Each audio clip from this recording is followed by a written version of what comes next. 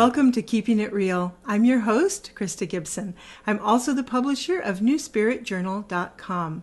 Both this show and my online publication are devoted to practical spirituality, where the things that we learn about and read about, we actually apply them to our daily lives. And what a concept that is, right?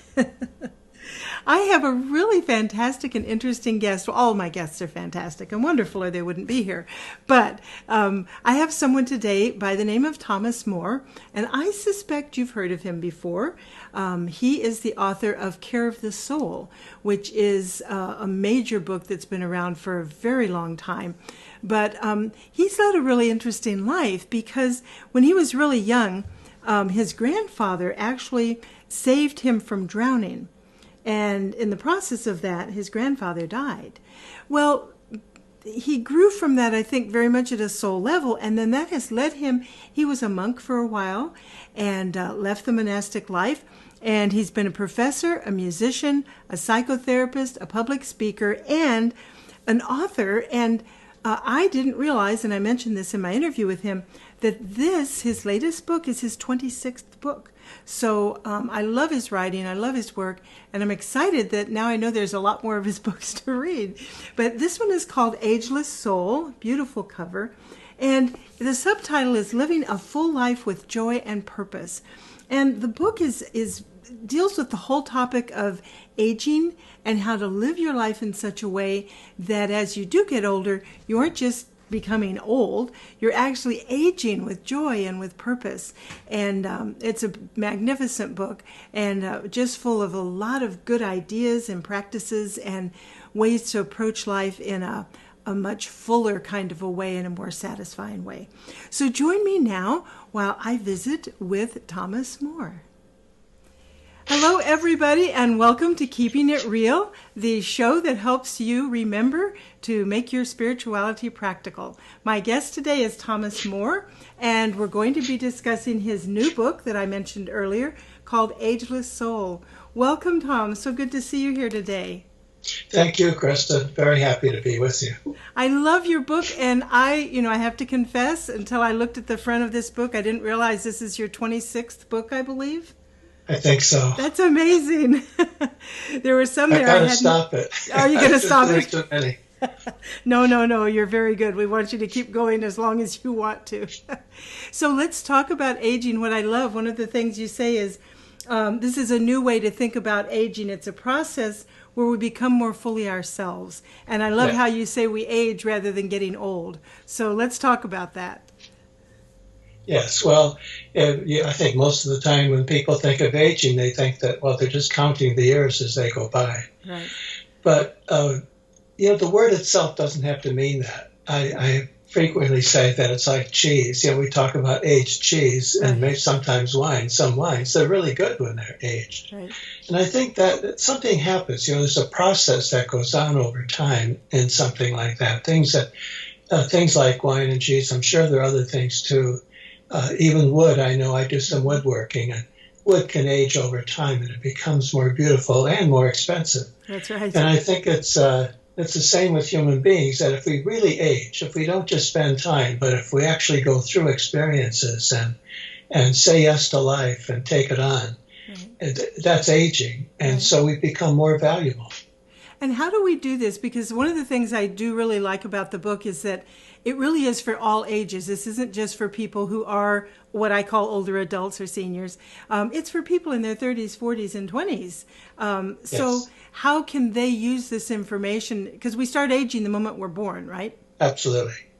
So, the thing is that we are aging all along for sure. Right. But if we age and not just spend time, if we really age when we're younger, then when we get older, I think it's going to be easier because we have aged. We have come to a point where we can actually enjoy older years because you can do that if you've really aged. If you haven't aged and you have a lot of material in the background you have to catch up on, then I think old age gets to be kind of a burden.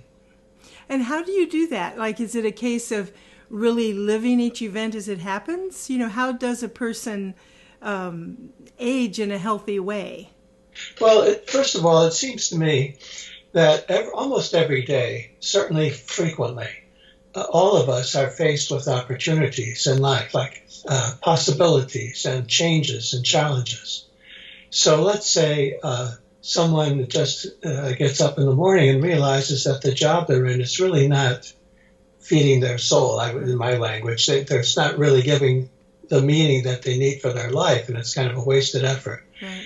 Then they can choose to say, well, I need the security, though, and so I can't really make this move. But if you take a chance, if you take a leap, and a lot of people do, then I think that's a matter of aging. You have a chance then to age. Right. So you want to take all the opportunities you have to become a person who is actually living into life and not just passively letting it happen. Right, exactly. And one of the things you talk about in the book, well, several, you talk about melancholy, you talk about anger, you talk about regret. Now, as someone, my odometer just rolled over into the 70 just this month. So I'm looking at my, I've looked at it all along, of course, but, there's something about turning 70, for me anyway, that I do look back and it's like, well, I do regret this and I wish I'd done that differently. And can we talk about that some? Because I see some older adults who let that wreck the rest of their lives, and we can't do that. I mean, that's not aging successfully. One of the ways that I've addressed this issue in the past has been to distinguish between regret and remorse. When we have real remorse, I think that we allow those feelings, the wish that we had done things differently. We allow that to really get into us, and that energy then becomes the possibility for being different in the future, for doing it differently, maybe even for making up for decisions we made in the past that weren't the best. You can often go back to those, and in your current life, do something to make them better. So I think that just having regrets, it seems to me, doesn't get anywhere. Regret is sort of a dead emotion. It doesn't take you anywhere. Right. It's because you don't really take it in. You don't really feel the regret very much. It's very easy to say, I regret this and I regret that. Right. But I think we can have deep remorse for what's going on, and that will change us. Right. And then anger. You have quite a section on anger. I do. Yeah. How can people use their anger in a constructive way? I guess I'm assuming that as people get older, a lot of times they get angry about things. They get angry about a lot of things, and develop anger almost as a character trait. And people call older people, not necessarily really old people, but people who are maturing, call them curmudgeons or Right. Words cantankerous, all kinds of words like that. And it's true, I think, that as we get older, we might collect a lot of experiences that make us more angry at different things. We're also angry. I think we're just angry about getting older, angry at life for the fact that we're getting older and have to deal with some difficulties, sometimes sickness or weakening of the body, that kind of a thing. That can make you angry. And also you might be angry about what we were talking about before, of a kind of regret, wishing that things had gone differently. So there are a lot of reasons for anger. And I think that what I'm saying about that is that anger is not just a problem, a personality problem someone has. There are reasons for it. And it's okay to be angry. But what I try to describe in the book is that anger also may be doing something constructive for you. You may realize that there's something that's not quite right, and you get angry about it. Or if you feel yourself becoming angry at things and just go flying off the handle, you might say, what am I really angry at? What's going on? And sometimes that can be very constructive. On the other hand, I do think that there's a lot of anger that comes from the past. And one of the jobs of getting older, one of the tasks, and this is what I write about quite a bit too, is processing the past. So there are things that you've experienced in the past. You need to talk them through. You need to tell the stories over and over again and get to the point where you have somehow resolved some of those issues so that your anger is not just chronic and dealing with unfinished business. And one of the things that you say in the book that I think is really helpful is for people, younger people who have older adults in their lives who tend to tell the same stories over and over, how that can be really important. It's not a case of they're senile or something. They're processing that story, and they need to do that. That's right. That's right. So storytelling is a kind of processing. Right. And the more emotion and the more honesty you bring to your story, the more it can be helpful and useful and actually do something for you. So if someone's helping another person, like let's say caretakers of the elderly, or if you're just a young person and you're dealing with old people who could be anybody, anybody older than you, then I think it would be very good if you could realize that storytelling is a form of self-therapy.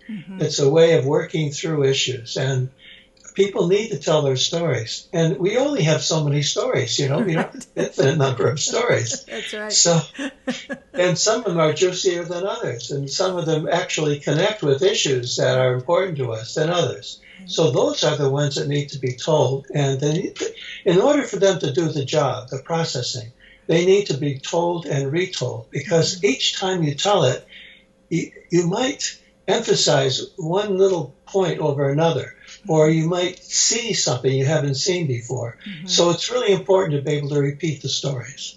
And I think for the listener, it's really important, and you mentioned this, is like to reaffirm to the person telling the story that you're really hearing them.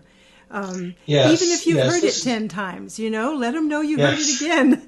That's really important. Now, I've got to tell you about this. When I was first trained as a therapist, I was trained in Rosarian therapy, client-centered therapy, which is, it's sometimes caricatured where you just repeat the words that someone has told you. But it's not that simplistic. To really do that well, you listen closely to what a person is saying, and you do give them back what they have said, and you don't add your interpretations, or you don't add stories from your own life. You just really let people know that they've been heard. Right. That is very, very potent. Yes. I would suggest you just try it, and you'll see how powerful that can be, just to feedback. Now, you don't have to be mechanical about it. Just give people the exact words. You can use your own words as long as you're giving back to them what they have given you. And as you get more proficient at this, you can actually feed back more to people than they knew they were saying. You're still feeding back, but you're feeding back something you've heard in the behind the lines or under the surface of what they've been saying. That's really being good at it. You have to be. That's being skillful at repeating what people have said. But I think anyone can do this if you only give it a try and see what it's like.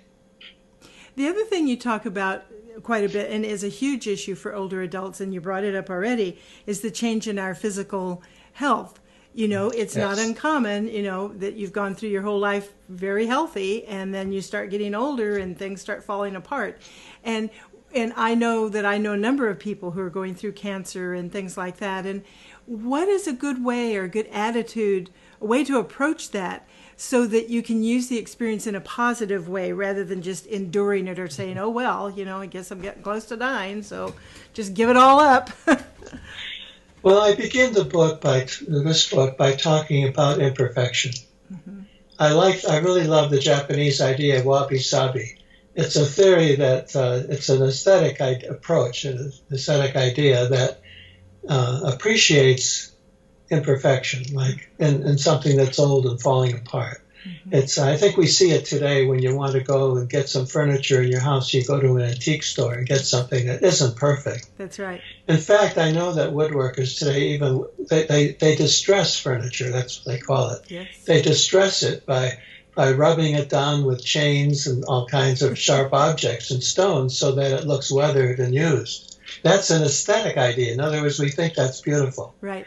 Well, I think that this is what we need with our attitude toward health and sickness as we get older. We have to realize that this is life, and this is how life actually creates a beautiful person.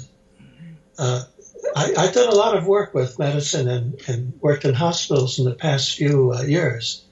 And what I have found is that a lot of people, when they get sick, discover things about themselves they never knew before. It's like the sickness focuses their attention on things that really matter. And they tell me that they've been improved or healed by their illness. So that's a good way, I think, to look at it, to see that illness is not only a bad thing. It's bad in many ways. I'll grant you that. Right. I don't want it either. Right. but it does have a good effect. And in my language, the experience of illness in the soul, deep within us, in our very essence, can be very positive, even if it entails suffering and worry and anxiety in other areas. It sounds like, and throughout the book, I think what I'm understanding you to say is this really is the consciousness that we bring to whatever experience we're having in life, whether it's positive, negative, or whatever. It's like what attention, what consciousness, how do you want to process what's happening? That's true. That's absolutely true. Now, in my language, with my background, I would say it's the narrative or the story or the image that you bring to it. So it's like you're in a story. A lot of these stories we live and are in as we experience getting older come from our childhood and family. I see this in therapy all the time, and it's absolutely amazing that people in their 70s and 80s are still deeply, profoundly influenced by narratives that come out of their childhood and from watching their family. It doesn't go away. This is one of the things I've been saying as I've been traveling talking about this book, is that the years that have gone by in our past, those years are with us. They're not collected in some archive in the past. They're actually with us now, and they're having their impact on us. They're part of who we are. They're part of who we are always, right now. Yeah, even if we weren't that conscious. I don't mean that theoretically. I mean this is something we experience, because I know that when I'm talking to someone who's a mature person, an older person, and we're trying to figure out what's going on in their current life, and we automatically begin thinking about the past. Or in my work, we're focusing on the dream life, and dreams often bring up periods of life in the past that have already gone by. It's interesting how dreams bring us to these earlier years. And I take that as a lesson for where we are in our experience. Right. And then naturally, I don't think you can talk about growing older without talking about death. Because again, from the moment we're born, you even talked about it when you held your baby daughter when she was born. From the moment we're born, we're that much closer to dying. But as we grow older physically, we really become more aware of death and dying. And what are some ideas you can share about, the best attitude? I don't know how to word it, but the best attitude to have towards that. I think the most important thing is to be part of the life process. And as you get older, pay more attention to nature and realize that you are part of nature, that this planet you're on is not a platform for your life. It's your mother. I mean, you were born out of this planet. It is your mother, in a very real way. We are all born out of this. And I always think to myself, I didn't ask to be born. It wasn't my decision. Right. And I come into this life as a gift. And if this life then entails me going out of it, I'm sure there's some meaning and purpose in that. It makes sense. And so I think if I see myself as being part of this process, this planet that I'm on, and part of that means to die, then I'm willing to go with that. Right. And I want to participate in it as much as I participate in everything else that has happened to me as I've gone along. And I don't take it literally. I think the problem with death, especially for a lot of modern people, is that we live in a materialistic culture, a mechanical culture. That explains everything in terms of, could be the brain or genes or chemicals or whatever. Right. And so we see ourselves as just objects. Right. And we don't see that we have a soul, that we have a deep interior life, and we have a transcendent life. We live in a life that's full of mystery. So if you live that way, then death could have a lot more meaning to us than if you just buy into the materialism around you. Right. Its life is an adventure, and so is death. Yes, exactly. It's all in a big It's adventure. it's part of the whole story. It's Right. part of the whole thing. And if you've lived your life, see, here's the thing: if you lived your life as I've been describing it all along, saying yes to the experiences that come along, death is one more experience Right. that fits into that whole stream. Right. Great. Wonderful. Now I want to mention that you're going to be in the Seattle area. We have viewers all over, and I know you're doing a book tour right now and you're in different places, but you are coming to Seattle in November and Yes. you're doing a 2-day event. And I believe it is on this topic, but really more on the work life, isn't it? If I'm reading what I... Well, I think as I understand it, I'm going to talk partly about aging, the way we've been discussing it today, and partly about the general idea of care of the soul. Yes. Going back to my original work, Yes. which is the foundation for everything I've done. Right. And part of that will be work, part of it will be relationships. Right. It will cover life pretty much from a soul point of view. Awesome. Well, I encourage people to get signed up, and I'll put the contact information. Now, you have a website and Facebook and all Yes. of that. What if people want to follow you more? Where would they get that information? My website is thomasmoresoul.com. thomasmoresoul.com. Okay. And you can find me on Facebook and Twitter. I do a tweet every morning. I've been doing it for about 4 years now. I found that out in the book, and I signed up. I'm following you now. Yeah. So I try to do it's my practice now. I try to do a thoughtful tweet, not just something simple, but a thoughtful tweet every morning. Right. It's wonderful. Thank you. Thank you so much for your time. I so appreciate it, and for all the books you've written. And I'm so glad to discover there's more than the few I thought. So I have more of your work yet to read. But thank you for your time. There are a lot of them out there. Oh, yes, Thank there you, are. Krista. You bet. And good luck with the book and with all of your events. Thank you so much. What a lot to mine was in that interview, right? He said some really magnificent things. And if you enjoyed that, you will absolutely love the book as I do. And it's one of those books that you're going to read more than once. At least I know I will, because there's so many different aspects of it. And I just love the way that he approaches things and the way that he explains things and the depth that he brings is just really, really wonderful. So no matter what age you are, I suggest that you grab the book and read it. And I think you'll get a lot out of it. Thank you for being here today. I so appreciate it. And remember, keep it real.